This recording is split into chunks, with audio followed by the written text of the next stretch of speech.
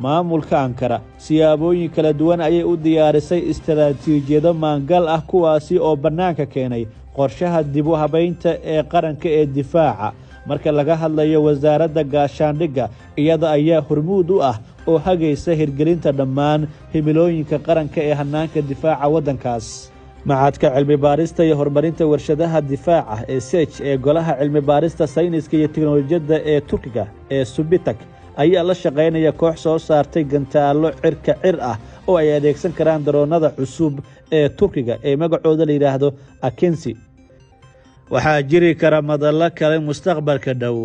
dadaalada iyo shaqada horumarintu way sii soconaysaa ayay wakaaladda wararka ee Anadolu Agency ka soo xigatay agaasimaha guud ee Kurgan Okusum oo sida muuqata qiraya dadaalka baaxadda weyn ee hadda socda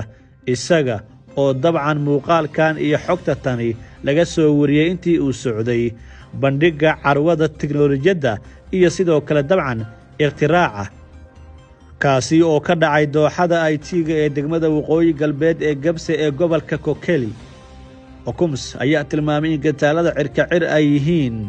kuwa aad muhiim u ah oo lagu sheego seefta diyaaradaha waxaa kale uu xusay in gantaalkan oo la yiraahdo Bosok ay gudaha dalkooda ku horumariyaan ay tahay guul kale oo dheeraad ah oo qarankani uu gaaray Turkiga ayaa durba horey u bilaabay soo saarista tiro badan oo ah gantaalo casri ah oo dheeraad ah oo loogu talagalay diyaaradaha aan duuliyaha lahayn midkaan haatan ay soo saartay Tubitak SEJ ee Bosok oo ah nooca laysarka lagu hago ayaa waxa uu maray tijaabooyin badan oo guuleystay oo dabrid ah waxaa lagu wada tijaabiyay dayuuradaha marka loo fiiriyo hababka kala duwan ee dib u habaynta hannaankeeda difaaca diyaaradda Bayraktar ayaa sida muuqata hadalhayn badan ka dhex abuurtay golayaasha dagaalka ee dunida tusaalayaal badan ayaana laga bixiyay siday u qaabaysan tahay una qorshaysan tahay oo ay qaaradaha qaar uga fulin karto hawlgallo qorshaysan